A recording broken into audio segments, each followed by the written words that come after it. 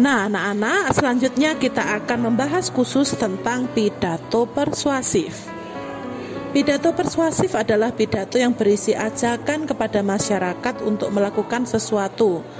Pidato ini berisi pesan yang disampaikan kepada audiens oleh pembicara untuk mempengaruhi atau mengajak masyarakat. Dalam pidato ini disampaikan gagasan, isu, konsep, atau pengetahuan tentang produk agar audiens terbujuk. Ciri-ciri pidato persuasif: yang pertama, mengandung kalimat ajakan, perintah, atau rekomendasi. Yang kedua, memiliki kalimat yang bersifat mendorong atau mengajak seseorang untuk melakukan sesuatu. Ketiga, kalimat yang digunakan bersifat membangun. Jika kalian ingin mengajak atau mendorong seseorang untuk melakukan sesuatu, kalian juga menyertakan ajakan dengan masalah yang akan dibahas.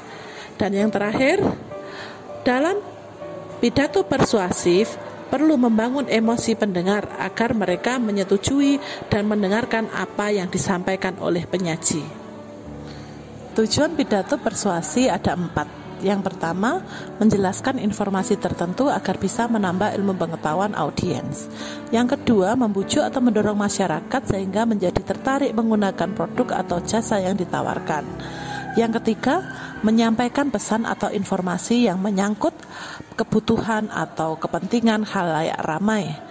Dan yang keempat, menarik perhatian pendengar, memengaruhi, serta bersifat mengajak atau membujuk agar mereka menjadi yakin dan mau mengambil tindakan, bahkan mau melakukan sesuatu sesuai dengan isi pidato tersebut. Struktur teks pidato persuasi. Yang pertama, pembukaan. Biasanya pada bagian ini berisi salam pembuka dengan mengucapkan 5 salam resmi. Yang kedua, ucapan penghormatan atau sapaan. Pada bagian ini dimaksudkan sebagai bentuk rasa hormat untuk para hadirin yang menyimak atau mendengarkan pidato.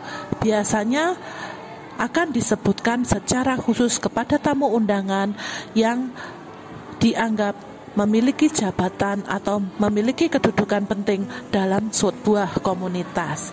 Yang ketiga, ucapan syukur.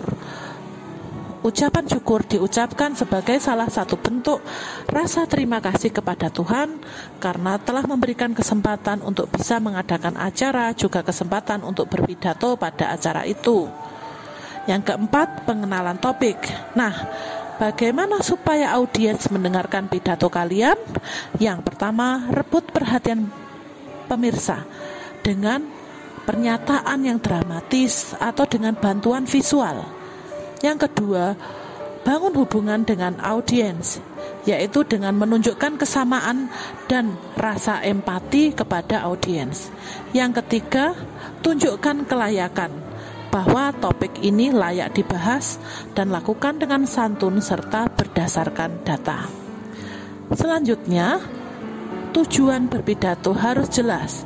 Jelaskan harapanmu, apa yang kamu inginkan setelah pidato itu selesai. Dan selanjutnya, peta jalan. Sampaikan kepada audiens pokok-pokok pikiran dalam pidatomu. Kelima, isi pidato. Pada bagian ini, sampaikan pendapat, gagasan, alasan, informasi-informasi penting yang tentunya bertujuan untuk mengajak atau mendorong para pendengar. Jika ingin pendapatmu dapat didengar atau dipercaya, kalian harus menggunakan alasan yang dapat meyakinkan, serta milikilah data yang aktual dan sudah disesuaikan dengan topik yang disampaikan. Keenam, bagian penutup. Pada bagian ini, sampaikanlah saran, ajakan, kesimpulan agar pidato semakin meyakinkan para audiens atas pernyataan yang sudah kamu jabarkan sebelumnya. Dilanjutkan dengan permintaan maaf dan ucapan terima kasih. Selanjutnya kita akan membahas kaidah kebahasaan teks pidato persuasi. Pertama, menggunakan pernyataan langsung atau kata-kata sapaan orang kedua. Contohnya kata hadirin, bapak, ibu, atau saudara-saudara. Yang kedua, menggunakan kalimat aktif.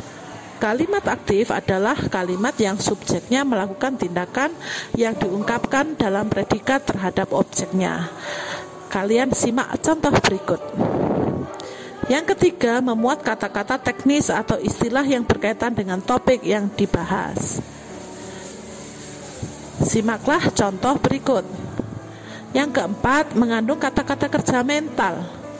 Contohnya, kata memperkirakan, diharapkan, berpendapat, berasumsi. Nah, kata-kata kerja mental adalah kata-kata kerja yang tidak dilakukan oleh perbuatan tangan atau perbuatan kaki atau tubuh secara fisik.